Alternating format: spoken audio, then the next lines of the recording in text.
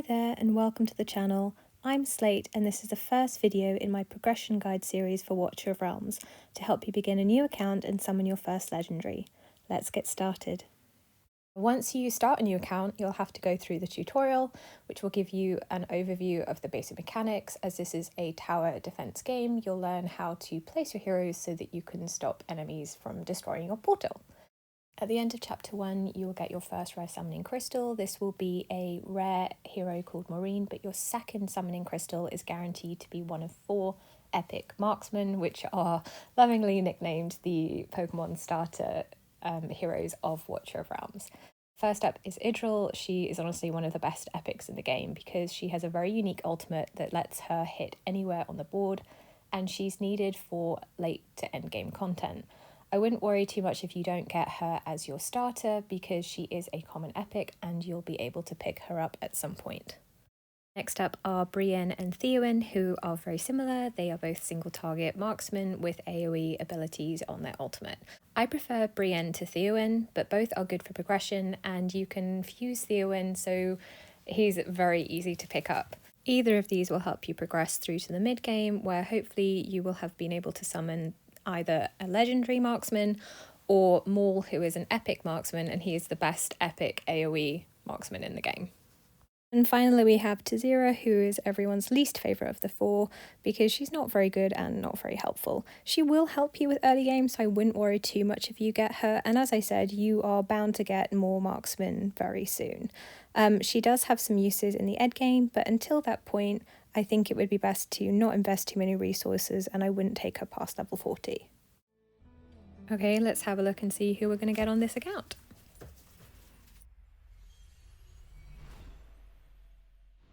Idril, excellent. That makes it easier to show you guys how to use her all the way up to the end game. Yeah, that'll be great. Whilst we're here on the summoning section, just a couple things to go over. The pity system for legendaries in this game is 220. It starts kicking in at 200, but you're guaranteed to get a legendary by 220. It's pretty standard for a gacha game, but what is special about Watcher of Realms, I think, is that on a new account you can get your first legendary within 60 summons. So I'm going to tell you now how you can do that. I'd say it takes about 3 hours to get enough diamonds and crystals to summon your first legendary. There are a few different steps that you need to complete. First, you'll need to 3-star all stages of Chapter 4. This can be done with your starter rare heroes, your epic marksman, and any uncommon defender which you can get either from summoning or from the Dwarven shop. All the heroes here have got a few promotions in them as well as being brought up to the mid-20s. I would also recommend chucking on a load of blue gear to level 4 and try to get the gear with the HP substats onto your ground units, as this will really help you survive on this last stage. Placement is important for this stage as you want to create a kill box to take down the waves. Rex goes in the middle as he's your strongest tank, and I also have Drogo, who I picked up from the beginner's Oracle trial, to cover the uncommons lane in case he dies. This stage might take you a few tries, and if you are dying too quickly, you may need to put in a few more levels. But you will get there, and you can do it with this setup, so hopefully this video clip will help you to achieve that. I would also say if you have Brienne or Theowen, you will find this stage a bit easier as, like I said before, they have AoE abilities on their ultimate. And with that, the sludge is down, and we're done. You will also need to complete up to Chapter 4 on the Hero's Path, the Volca quests, and under the Stormfuse tab, make sure that you get the 4 rare summoning crystals. This is all pretty straightforward and actually is things like leveling up and promotions, which you'll need to do in order to complete Chapter 4 anyway. Also a bunch of diamonds in the quest section under the challenges where you just have to click the links. I would avoid binding your account for the moment as you may decide to reroll. You will need to do some summons in order to get through the Volca quests, but that'll be easy, and you will also need to sell off some rares. As you can see, I've done 2 summons and we're going to give it a go and see who we get on this first round. Okay, and we're starting off with an epic. Let's see who it's going to be. A Siren. Okay, he is an AoE mage who I have never invested in on my main account, but depending on who we get here, I might have to. He's okay, he'll definitely help me up to the mid game. I'm not expecting to get much else. Oh, Navi, she's a cost generator, another epic. Oh, it's small. He's great. He is the AoE marksman I have mentioned a couple of times. He's absolutely fantastic for progression. He is fantastic all the way into the end game. He's brilliant. That's pretty much all I can say, and I'll be showing you him in lots of different content. Just to quickly highlight Navi, she is one of the few rares that I'd recommend keeping, as she is a cost generator. Cost is something that you need in order to get your units down onto the field, and certain stages it can get quite difficult, so having a cost generator just helps enormously. There are quite a good few resources out there to show you how to do it, but she is well worth keeping a copy of. Okay, now we're going to move on to the diamonds for our summons. We've got enough for 2 10 pulls, and let's see who we get. It looks like it's a rare round. That's absolutely fine. We need the diamonds, absolutely no problem, though there might be a couple that we need to keep. There are 2 that I would keep here. There is Nero, who is a Lord. He's, I wouldn't use him on the field per se, but his Lord bonus will definitely come in handy. The other one I'll keep is Aaron, and that's just because he's needed for a fusion. I'm just going to finish up my Volca quests from level 2 all the way up to level 4 and be right back.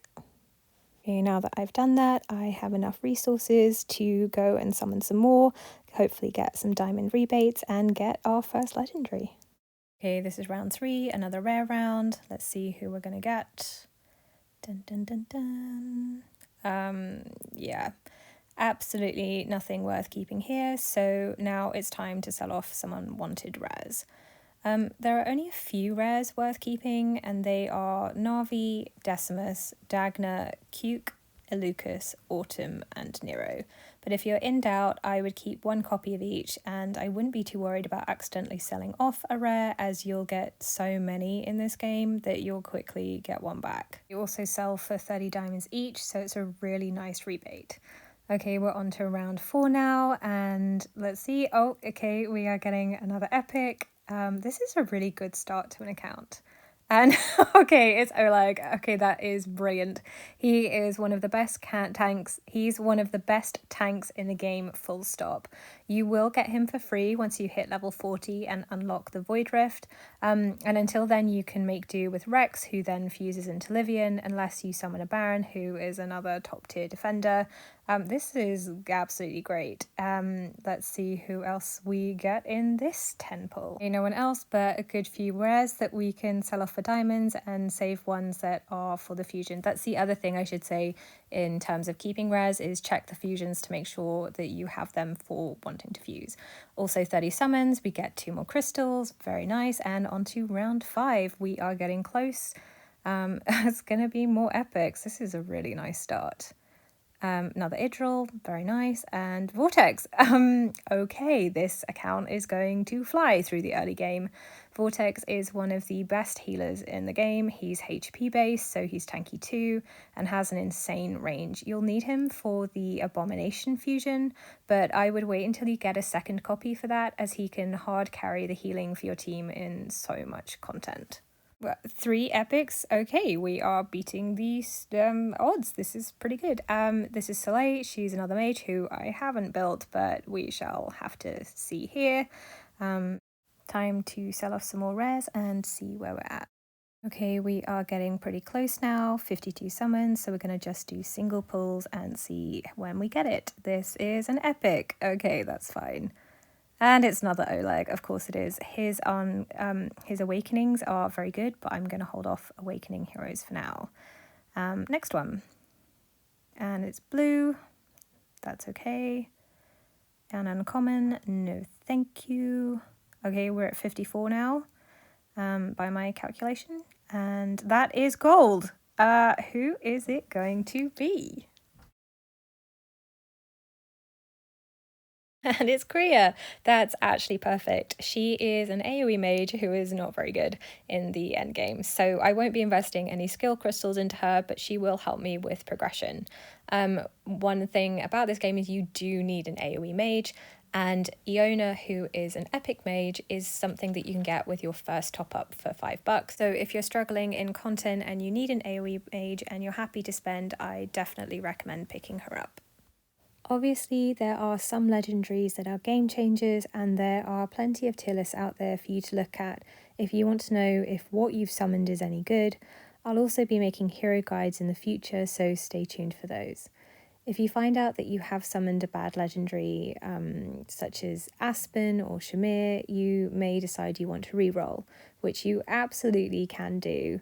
But I do believe that any legendary can help you progress in the early game, and if you're smart with your summons, for example, making sure you hit Pity on the extra legendary events that happen every month or so, you will get plenty of options in no time.